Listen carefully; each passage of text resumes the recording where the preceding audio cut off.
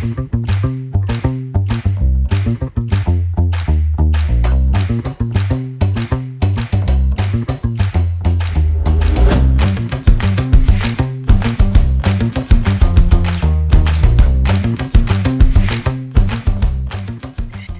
everyone. Welcome to the Spot Real Talk. My name is Tiara. I'm Tiffany. And of course, I'm your boy, Ron. And we are back to with the hat. Yeah, forgive me. Hat. No, I was out walking and I had to rush back, and I looked at the hat and I'm like, okay, this looks pretty cool. I'm a rocket for the show. Back, too cool for school, hey, huh? I'm a rocket for the show. I hear you. So today we are here to discuss The Chi. This is season 6, episode 13, titled Legacy. But before we get started with the conversation, please make sure you subscribe to our channel, like the video, and click that notification bell. Help support our channel, keep us going, and show us some love.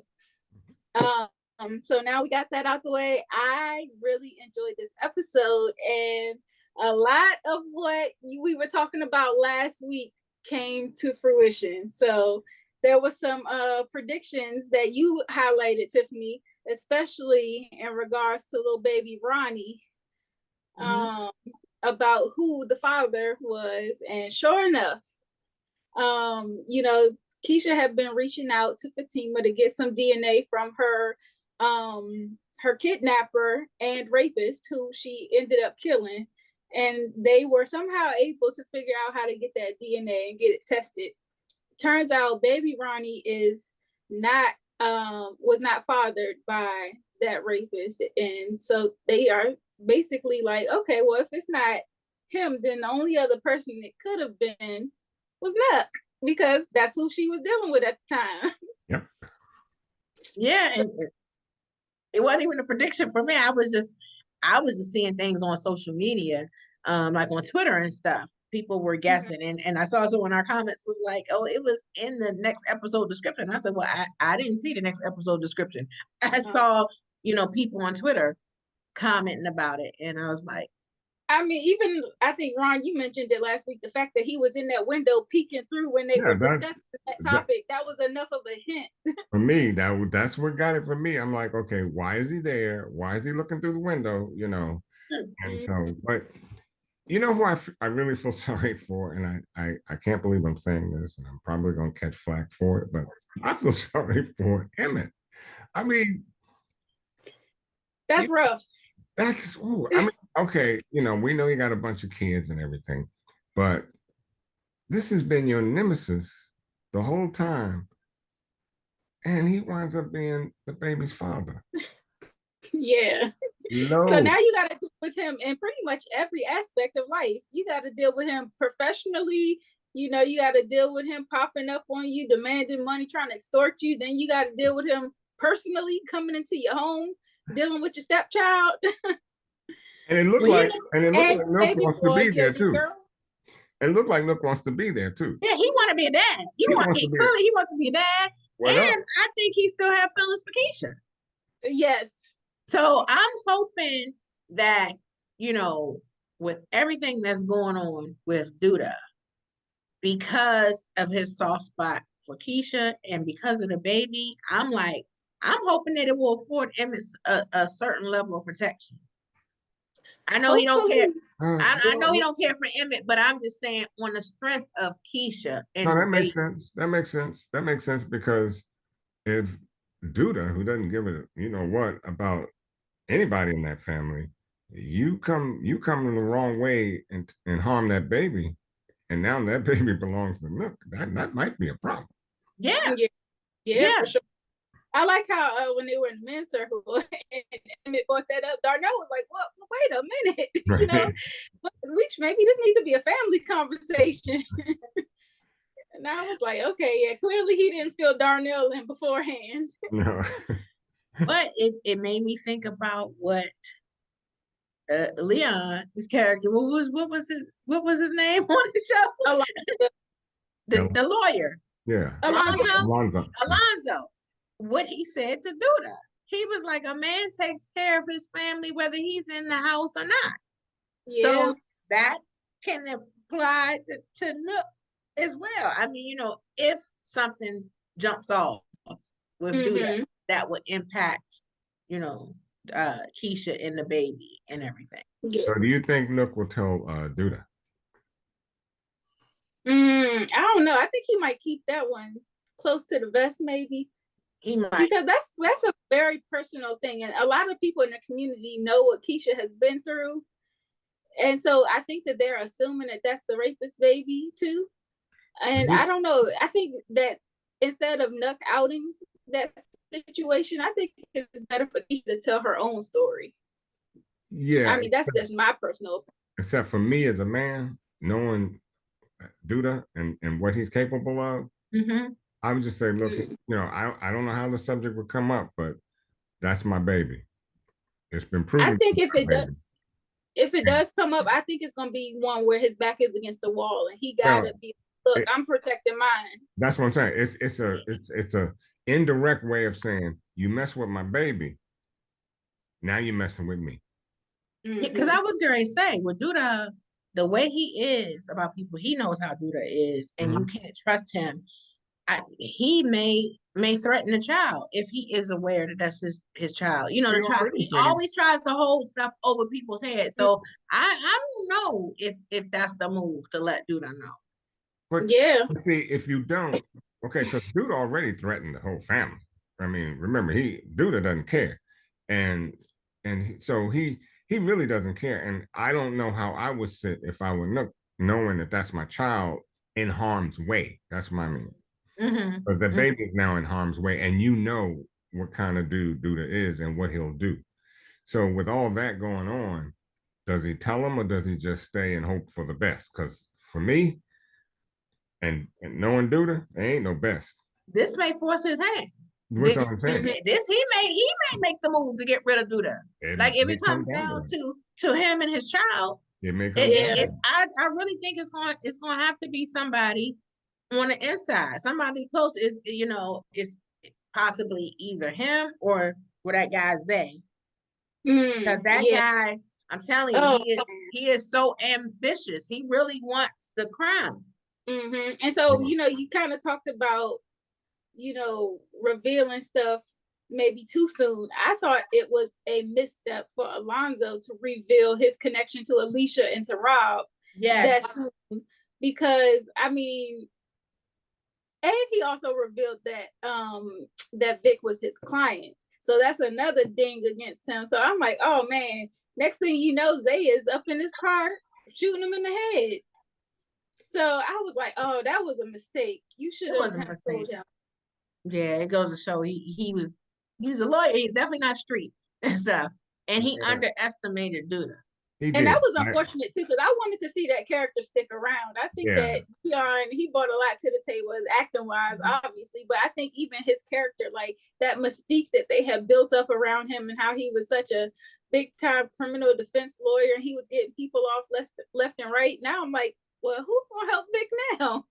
Well, she got a thing for him. She still got Alicia still got a thing for, so she probably gonna go off when she is. Yeah, I don't want to jump the gun too much since we were talking about who might do Douda, but Bakari is pissed. Yep. Okay. Yeah. Douda is over. I mean, I wouldn't say he's overstepping, but he's definitely being heavy-handed. He's too heavy-handed with his people. He's in the with both feet now. So I mean, when he trashed Bakari's, I mean, you saw how Bakari was holding on to that laptop. He said he was protected with his life. And that look he gave Douda. Because that was a gift. I think he was really touched by the fact that Professor Gardner would give him that gift. He was. And he really cherished that. I don't think he had ever really been given much in his life, granted, his background or whatever. So the fact that here you have this professor who really is investing in you and he's doing it out of the kindness of his heart. He don't have to. He doesn't gain anything from helping Bakari out. So I think Bakari definitely appreciated that, and he was kind of being endeared with the professor and whatnot. And he got choked up last episode when he asked Douda to give him some cash so he can go out and buy his laptop. He got choked up. So Yep. then he gets a free laptop with a bag and everything. I mean, my boy, he was off and running. And, and you could see the look on it. It brought back the child in Bakari. You could see the child in him, Yeah. And I'm like, I was touched. I'm like, wow, he really opened Bakari. Look, he opened him up like a can of sardines. I mean, he's wide open. And so when you slam that thing to the ground like that, I'm like, if he had a gun at that particular time, something's about to happen, because I thought it was interesting that they had it in the storyline that Bakari goes and tells Jake about him writing a book, and then mentions all the people that he told about writing the book. And I'm like, oh, so something about to happen, and Jake is going to be the key, because he now knows exactly who knew about Bakari's book.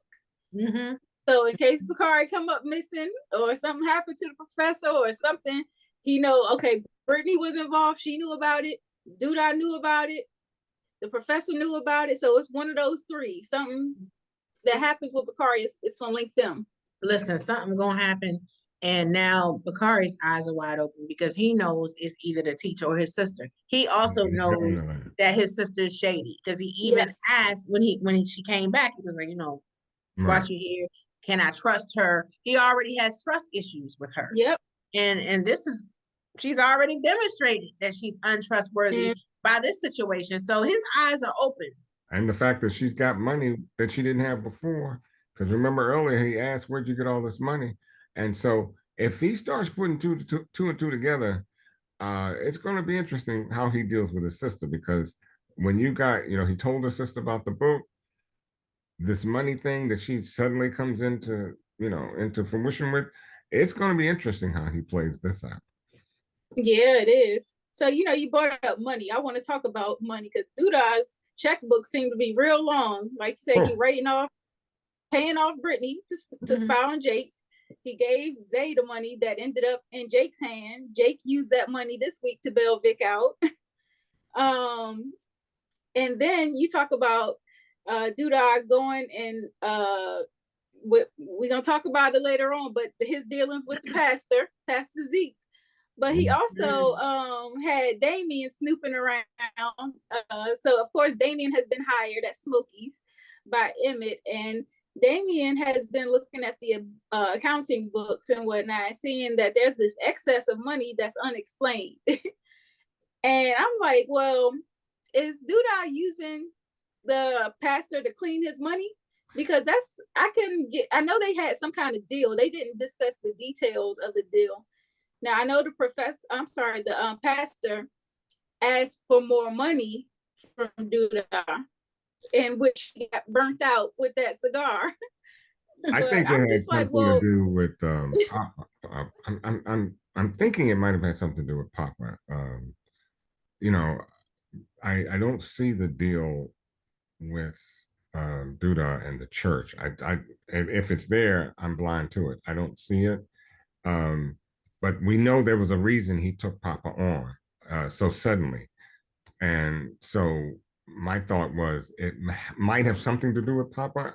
I don't see the correlation right yet. And maybe some of you out there might know, but I didn't see the correlation, but something tells me it has a lot to do with Papa. Could be right. But remember, he was. I'm sorry. I think you about to say what I was going to say. Yeah, because with Papa's dad, he was on a tape. When we started the season, so it wouldn't be like he didn't have his hands in the church before. And remember, Papa's dad got, had to go to the Bing, and then he probably took a stand and said, "I'm not doing this no more" and stuff. So I guess with Papa's dad gone, he went to the next person. So I think it's that too. It could be Papa, but I think it's that having his hands in the church, and I think that's part of the reason why Zay is there. Yep. Same thing. I will say I was again disappointed in Papa for monetizing his podcast. Yes. I'm like, oh, Papa, come on, you gotta see past this this pastor who he clearly told you he was in the street life before. He was a hustler. And it's the same person, just a different game. And he taking his hustling from the streets to the church. So I got mixed feelings about that. I really do. I mean, you know, you develop an audience, you build, you grow, and at some point you're going to need some sort of monetization to continue on and grow. I mean, if you just want to stay at that first level for the rest of your life, you know, the fact that I forget the pastor's name, but the fact Pastor that Zeke, yeah, the fact that he has something to do with it bothers me. mm-hmm. You know, but the monetization of his podcast, if it's that good, I mean, I don't see him making a few dollars from it. My problem is Pastor Zeke, because the pastor. That's my problem too. I have no problem with him monetizing his platform, but it's the guys that he's doing it under, because it seems like it's a little bit of greediness, you know, versus actual support and using it for his platform. It's more so out of greed, and he's like kind of being coerced into this kind of mindset. It's that underhandedness that's going on that Yeah. will not be any good for Papa. Chances are he may even find a way to take the podcast over to the point that, you know, any money's generated from is coming to him, and Papa's just an employee, if you will. So I think he's watching the podcast just to see just how big it can get, so he can take it over, because he's just, like you said, he's from the street. He's, you know, he may be of God, but the street life is still in him. Mm-hmm. Yeah, so I've got my eye on Papa. I hope he can see the pastor for exactly who his father said he was. It's just interesting that he keeps going down this path with him, and I'm just like, I don't know. It's just, it doesn't seem like Papa would be the type to fall for such a swindle. It's that good old prosperity preaching. I mean, if you listen to it long enough, and you're hungry, and you're broke. I think for Papa, it's about adulation. As I said before, I think he is craving that attention and stuff, and he wants to have, you know, the, you know, support of the masses and everything. Because remember, he got jealous when remember Maisha started getting shine when she, you know, and she had the whole photo shoot and stuff when they discovered that she can rap. He was jealous. He wanted that attention. So there's always been a part of Papa that wanted, you know, that adulation, and that's what Pastor Zeke is appealing to. Yeah, so I don't know. Papa got to play it safe. And you know, I wanted to take a second before we get off of this Douda topic. I wanted to talk a little bit about Douda's dealings with Vic too, because like we said, Vic got out of jail this episode. And before Alonzo passed, he offered him a deal to rat Douda out basically, and Vic declined.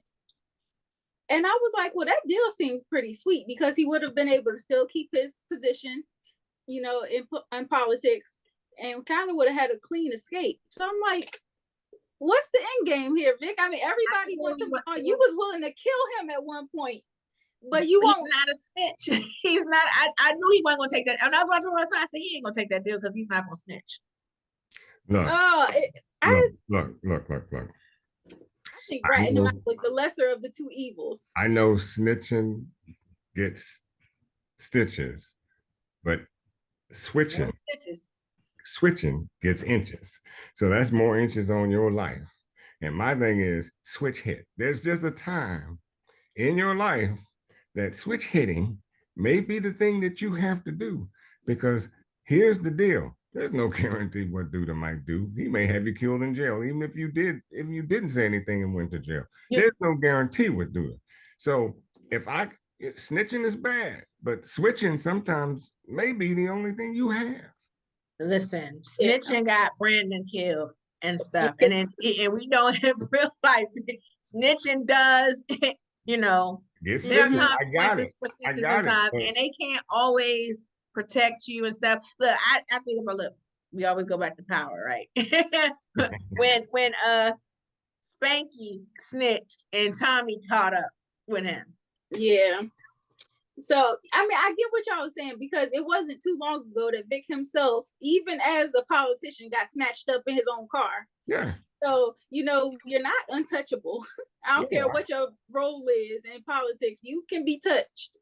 We just saw Alonzo, this big time lawyer who's, you know, he's defending Vic, who's a councilman and stuff. So he's kind of high profile. Yeah. And Zay just took him out like nothing. Yeah, so I do kind of get it that he's afraid. Like, if I rat him out, there's no guarantee that him going to jail is going to stop him from coming after me. I get that.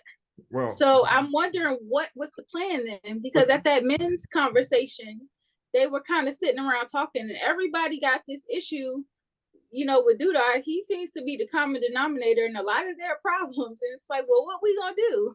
Well, that's what I said last week. That's what I say. He's the common denominator. I said he's the tree, and everybody else are branches on the tree. So my whole thing is, at some point, somebody's got to do something. I mean, you know, if you're not a sharpshooter, at least you think they have to be, because everybody misses. But well, I guess, you know, like I said, the only two people I see taking Douda out is Nook and Bakari. Yeah, I can see that too. It's not so much that they got something to lose as it is how badly Douda can harm, you know, has done to them. Like, he's really done Bakari. I mean, he all but stepped on him. Yeah. And if Douda says anything about harming Kiesha and the baby, that's a wrap. Yeah. So before we move on though, how do you think Rob takes the news that his dad is now dead? Because he was just talking in the men's circle about possibly rekindling that relationship, and he had just called right as Alonzo got killed. I think we go right back to Alicia, and we go right back, because I don't think Rob is going to pull the trigger anymore. But once Rob, if Rob gets the message first and he goes back to his mom, game over, as far as I'm concerned. If Alicia gets it, game over, because as you saw, he leaned down to kiss her, and she thought they were going to do a, you know, a more sexual kind of kiss. Alicia is bold, I'll tell you that. She out here kissing the old man in front of the new one. In front of Sean. And giving the new man the old man's coat. Didn't we know that was probably his coat? Yeah. We knew it was probably his coat. Even the way it fit, I was like, that's probably his coat. He said, "What are you doing with my coat?" He didn't want that man. And you know, they were kind of kinky, weren't they? Alicia and Sean. Well, I mean, you know, hey, look, I feel for Sean is in trouble. Yeah. Somebody got to save him. He's in trouble. Sean showed me a different side this episode, though. He had a little bit of grit to him. That's what I said. I said, "It's little kinky, Renee." I was like, "Oh, you like it rough." He started choking him. Okay. Yeah, it was grits, and then somebody threw in the rest of the stuff. I mean, it was grabbing her by the neck, and she said, "Harder," and I'm like, "Yeah, that's what I said." That's why I said they ain't some kinky stuff. So I'm like, okay. I think Rob will be devastated about his dad, though, because he was, you know, he said he wanted around, but I think, you know, he was warming up to the idea of a second chance. Yeah, I wonder if he's still gonna go on his revenge tour, because now you done killed my uncle and my dad now. Rob can't do it. He needs to sit down. He needs to sit down. You shot me. Well, I mean, he's not the man for the job. No. He's not the man for the job. We need somebody. That's why I said it's gonna be either Nook, Zay, or Bakari. It's gonna be one of them. Somebody on the inside. Is it because they're not sharpshooters? They ain't ready. They're not about the life. Yeah. And before we move on from the men's circle, you know, Marcus, I'm giving Marcus the hands. He brought up the situation with Tiara and how he is not really ready for a very serious relationship. Yet he's doing all the things that indicate that you in a serious relationship. I don't know why it took for the guys to be the sounding board for him to realize that, but I'm not mad at him, because Tiara full of you know what anyway. So. What if she was for the streets and she a bird like we know? Yeah, why are you introducing her to your daughter? Why are you having her influence her child? He playing house with her, so she ain't that much of a bird. Like, we may think that, but he's playing house with her right now. She said, I agree, but you know, okay. Do you really think Tiara wants to be married? Do you think she wants to get married? No, she wants to be claimed, just like they said on the show. Right. She wants to be claimed, and clearly she's one of those show-offy girls. Just like he wants the trophy girl, she wants the trophy man, and she want to flaunt him and be public. He sure does, and he's in a position of power, and you know that's what she likes and stuff. You know, because she was, you know, a beard for Vic.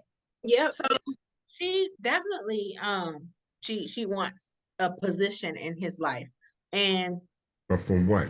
I mean, don't waste her time. But I'm wondering if some of the hesitancy is because of Gemma's mom. Didn't Gemma's mom leave them?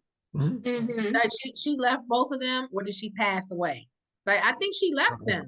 I think she left. We haven't. I don't know if we ever visited that, but I think she did. I don't think it's that though. I just think he ain't ready. And no. Let me put it this way: he ain't ready with her. Right.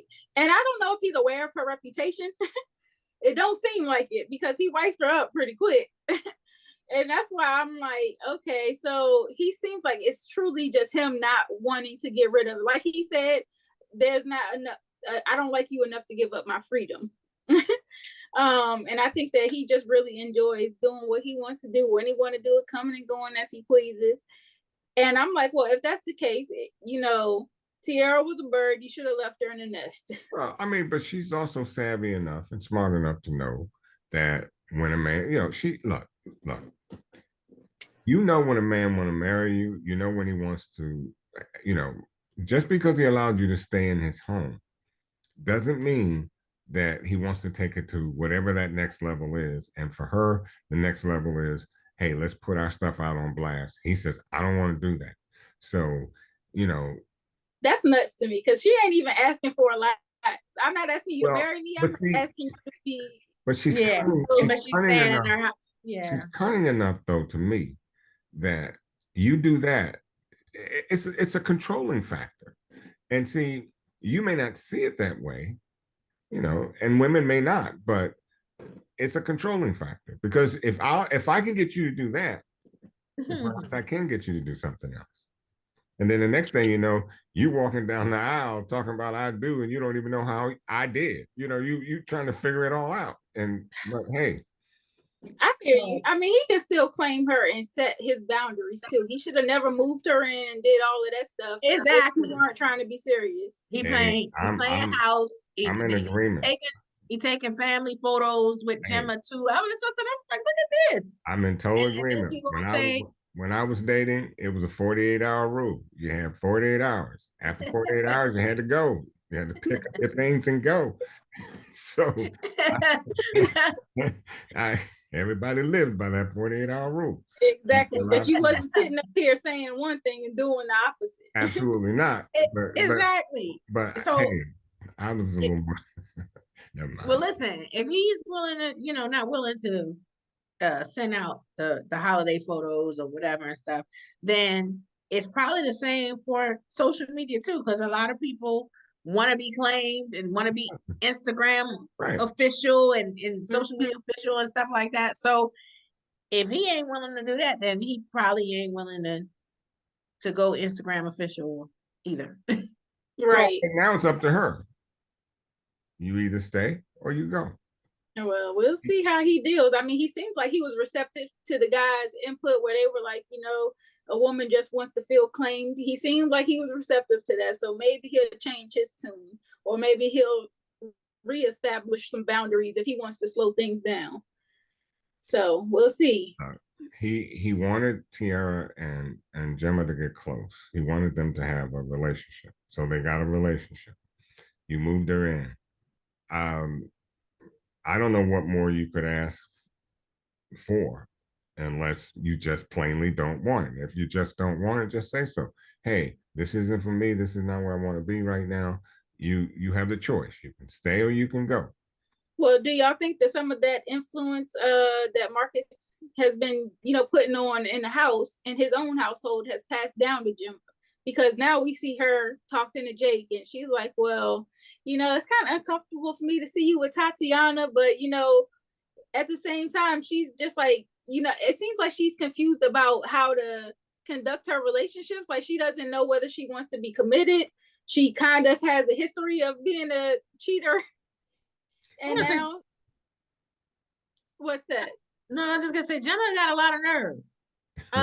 Because it seems like Marcus she had a lot of nerve. Like she was uncomfortable with the fact that he slept with someone else. And of course, and I'm not saying she shouldn't feel uncomfortable, because anybody will feel a way to find out that their partner cheated on them. However, she also has been cheating. So that's why I'm like, Emma. Right. She got some nerve for real. Right. My question is, does she even really know what a relationship is? Well, that's what I'm saying. Could that be a result of what she's seen in her own household? We see Marcus, like, her mom clearly wasn't around. And now, as he's dating, he's being indecisive and inconsistent in his wording, in his messaging, and how he puts off, how he wants his relationships to go. Mm-hmm. So I'm like, is Gemma picking up from her daddy?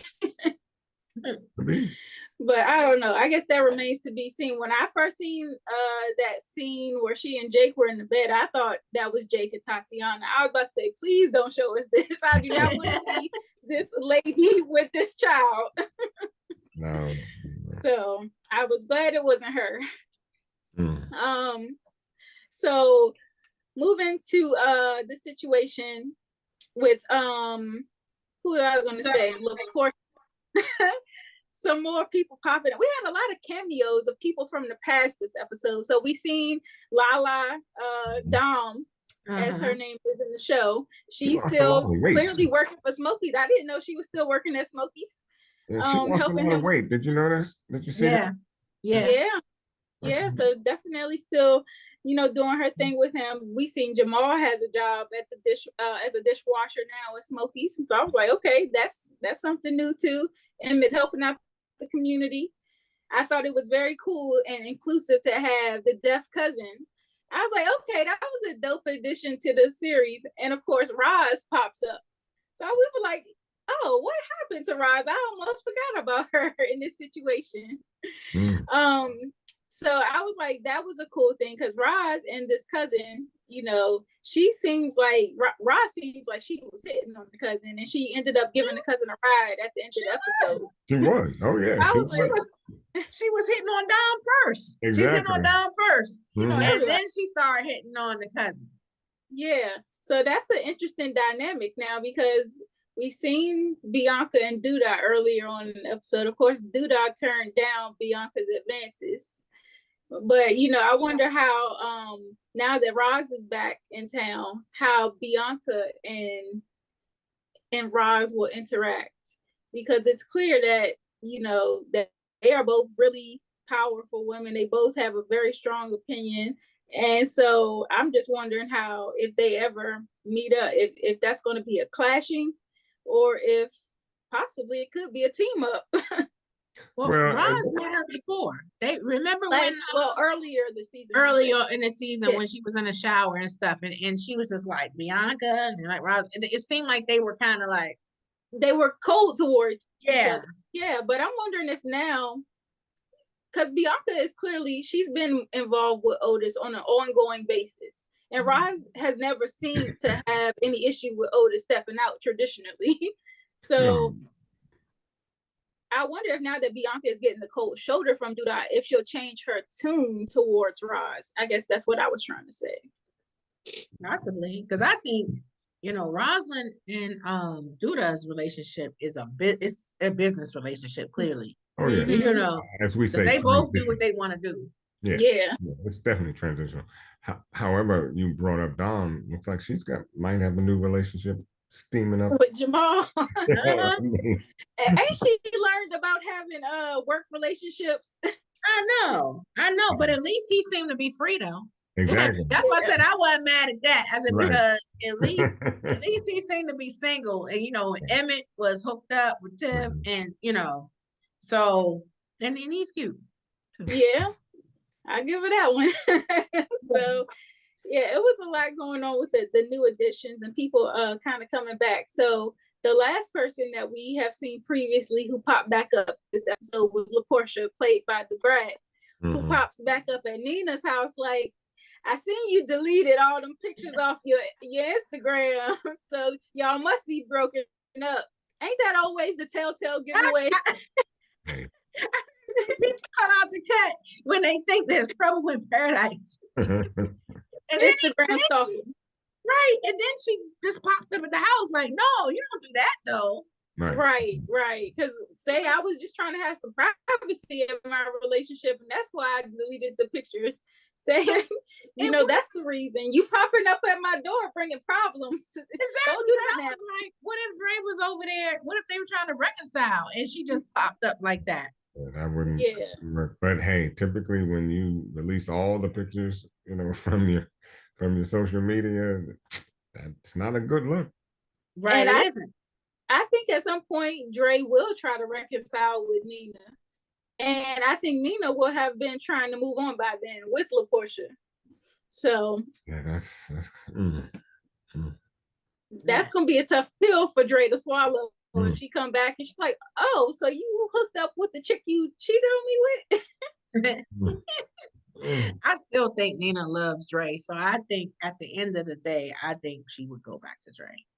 I agree with that.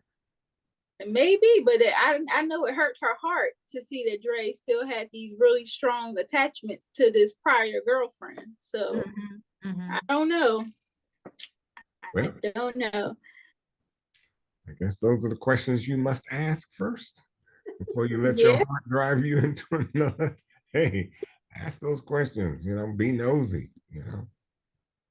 Yeah, so I don't know. I really enjoyed this episode. I think some of the things, like we mentioned earlier, I'm just throwing out some things that I'm kind of worried about. I'm worried about Bakari. Yeah. I'm now worried about Damien because he has put himself right in the line of fire. I am too. So I don't know. I'm worried about Damien. It just appeared to me Douda didn't. Well, he's not. He didn't appear to Douda as any kind of threat. And it's always he knows. He knows the money. He knows the money. But he's soft, and Douda can recognize that. I think he knows too much. He knows because he's like, "Where's this extra money coming from?" And IRS and stuff. He's a liability. When he came when he went to talk to Douda, I was like, "Oh my gosh, why did he go talk to him?" Because Douda is dangerous and stuff. And my son was like, Douda the type that he might be impressed with his intellect. He might try to get him to work for him. That's what I was thinking. And that's possible. But there was a clip that I saw online, and it was in the trailer. You saw it too, T. When Emmett was like, he was yelling and he was like, "Somebody get some help." So I'm just wondering if he was with Damien and something. Or if it's not Damien, somebody else. But I'm wondering if it is Damien. If Damien got hurt, or shot or whatever, and if that might be the thing that could draw he and Emmett and get them close too.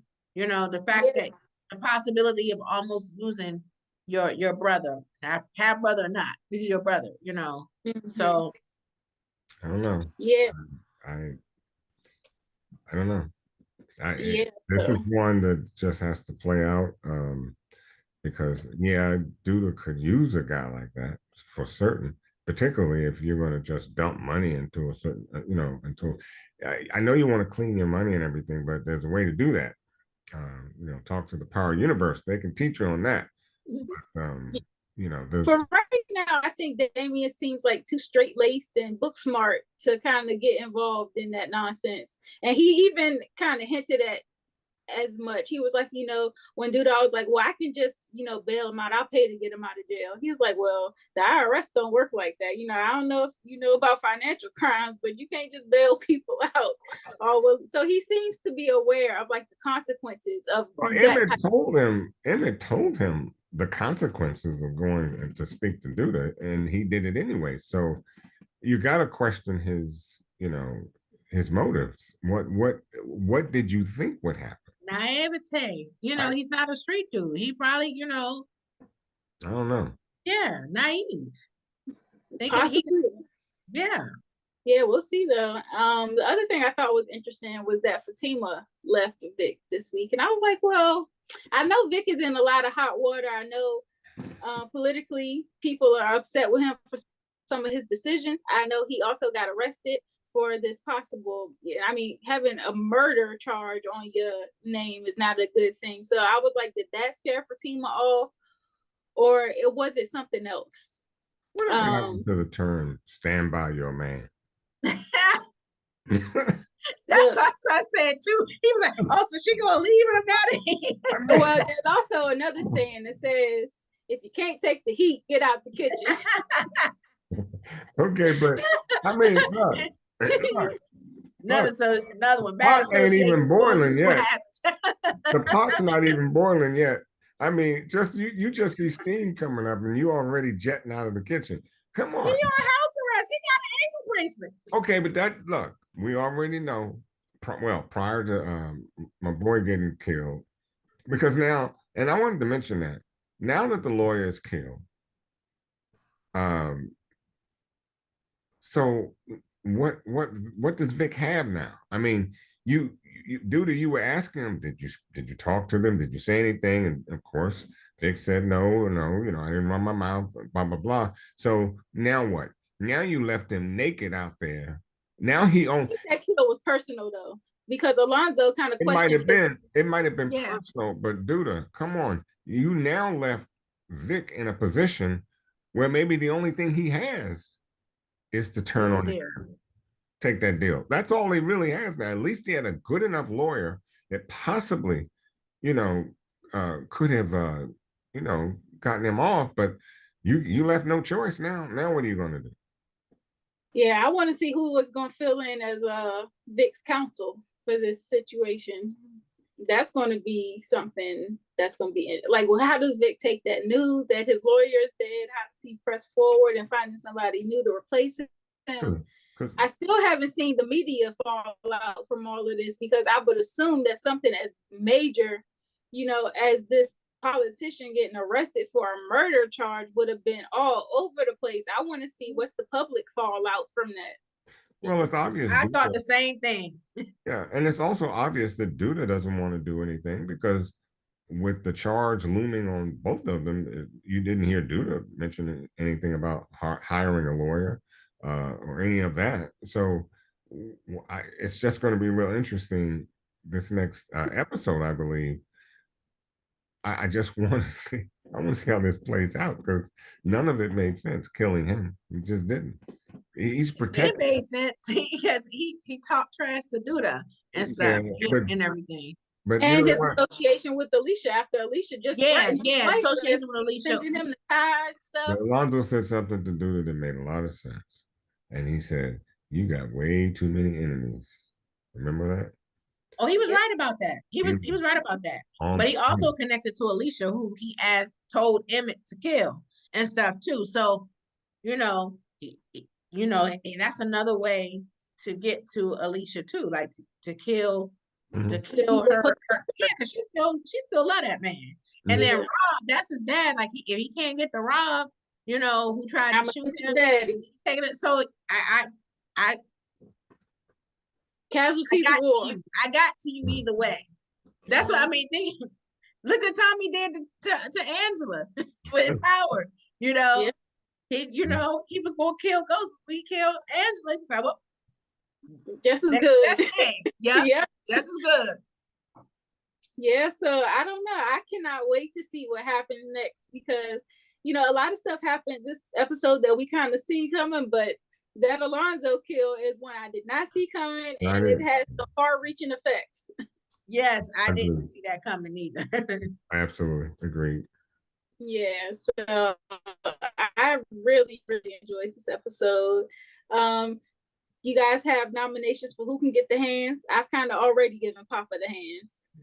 Oh wait, was it Papa? Did I get Papa the hands? I think I did. You said you was giving Marcus. You said you was giving Marcus the hands. I said Marcus. I gave Papa the hands for monetizing under the pastor's direction. If he was gonna monetize, do it for pure reasons other than greed. Marcus obviously gets the hands for misleading Tierra. Anybody else? I'm giving Jimmy the hands again. Because I'm like, you question Jake, and not saying that Jake is not guilty. I am not trying to defend what Jake did, but you cheating too. So, I'm like, nah, Jim, I'm giving you the hands for that. Yeah. I almost was going to give Emmett the hands because he really didn't want Kiesha to introduce Ronnie to his birth father. And I'm like, that's foul. Yeah. Well, I was like, but he had a good reason not to, though. I thought not that if there could ever be a good reason, but in some cases, I guess they can. Your father's a criminal and not well liked by the family, so I can understand his. That's why I said almost. Yeah, reluctancy. Who else gets hands? I was thinking about. You sounded like you want to give Fatima the hands the way you was talking about. Yeah. Okay, so I got two. I got Fatima, definitely. Thank you for reminding me. She definitely gets the hands. And what was it? They who killed Alonzo? Zay, yeah. Yeah. He gets the hands for just boys. So yeah, he deserved that too. He does. And I'm giving Douda, of course. He got to get the hands for smashing Bakari's laptop. 24/7. Listen, Douda stays on the list. Yeah, he got a permanent seat. Even after they take him out, Douda's still gonna be permanent seat in the hands. Absolutely. All right. So anybody that can get the game ball. Once again, the good old professor. Yep. Coming through. Yeah. Professor deserves that. I give the professor game ball. Honorable mentions. I was thinking Damien almost, because he is trying to be helpful by looking at the accounting and maybe trying to protect Emmett from the fallout with Otis that could possibly happen from this accounting ordeal, these anomalies that pop up. So I was like, Damien has good intentions. So with that, he's no dummy, but he's stupid. And if stupid can get honorable mention, then okay, because he is stupid.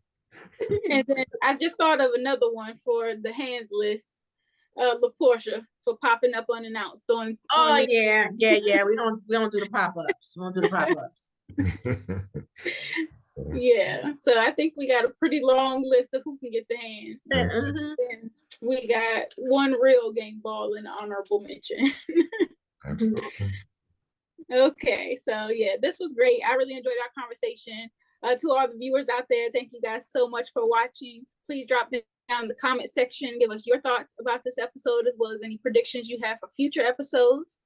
Also, subscribe to our channel, like the video, click that notification bell so that you get alerted whenever we post. We have some very special content on the way, so you're not going to want to miss out. Make sure you are subscribed and have that notification bell on. And tell your friends and family. Of course, you don't want them to miss out on all this good stuff that you've been getting, so spread the word. And follow us on all of our social media platforms at The Spot Real Talk.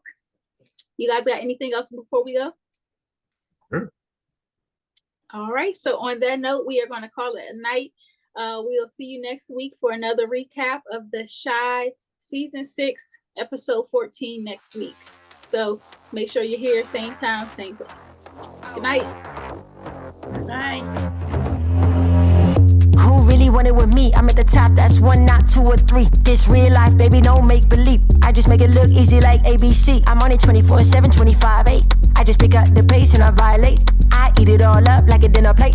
I been on the move like I'm running late. Left, right, left, let's go. I'm unstoppable. I got money flowing in case you didn't know. They used to doubt me, now I got them like wow. Making boss moves, I've been on a roll. I'm blowing up, gotta put them on hold.